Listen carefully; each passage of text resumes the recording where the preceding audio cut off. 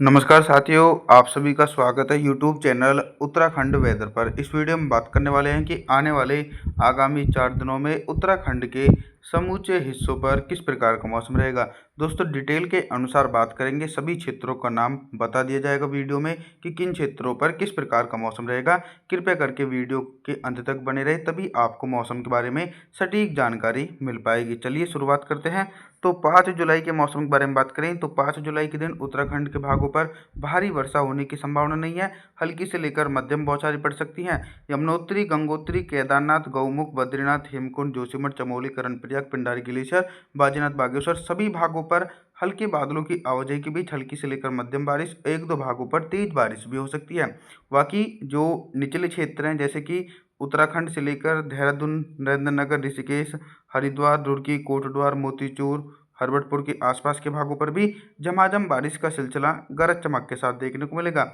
इसके अलावा जो पूर्वी हिमाचल प्रदेश दोस्तों उत्तराखंड के भाग हैं, नैनीताल से लेकर रामनगर, कशीपुर, कठोगोदाम, भीमताल, हल्द्वानी, लालकुआ खिच्चा, पिथौरागढ़, लोहागढ़, चंपावत, टनकपुर के आसपास के भागों पर भी हल्की से लेकर मध्यम बारिश हो सकती है, लेकिन भारी बारिश की संभावना दूर दूर तक नहीं है।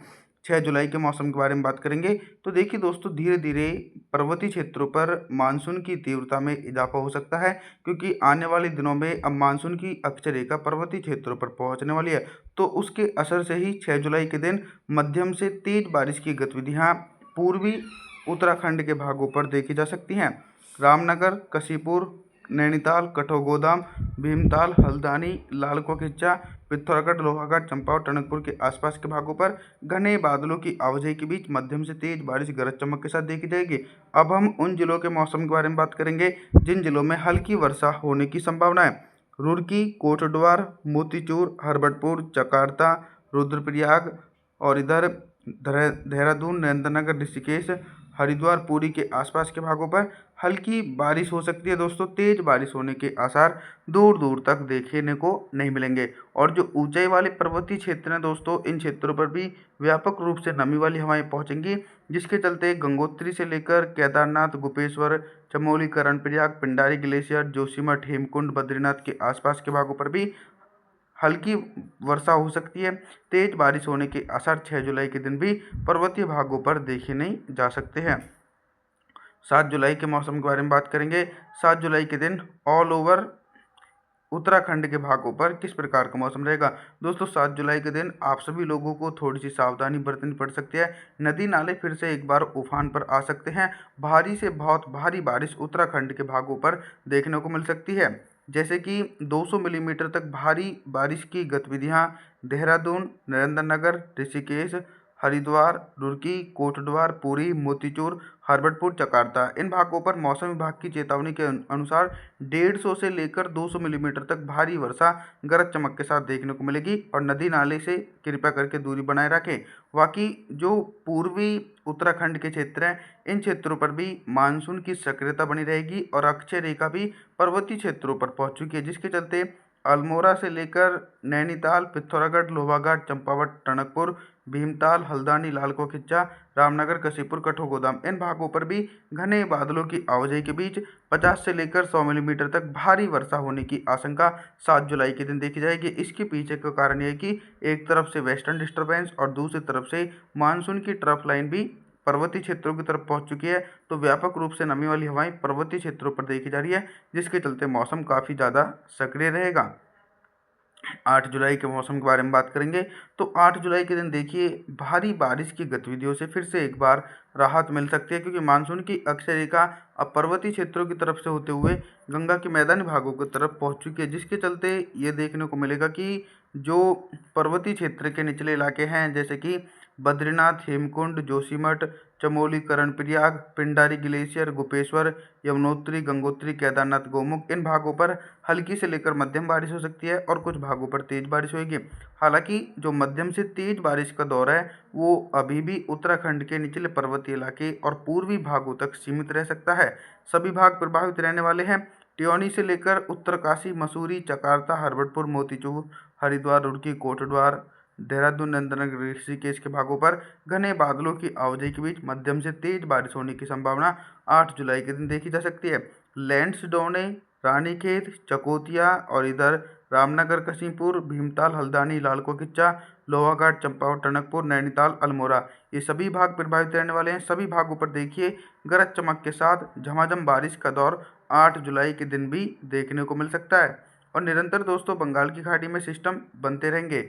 9 जुलाई के मौसम के बारे में बात करने वाले हैं। 9 जुलाई के दिन क्या कुछ मौसमी परिस्थितियों में बदलाव आने की संभावना है। 9 जुलाई के दिन दोस्तों हम सबसे पहले उन जिलों के मौसम के बारे में बात करेंगे जिन जिलों में 100 मिलीमीटर तक भारी वर्षा होने की आशंका है।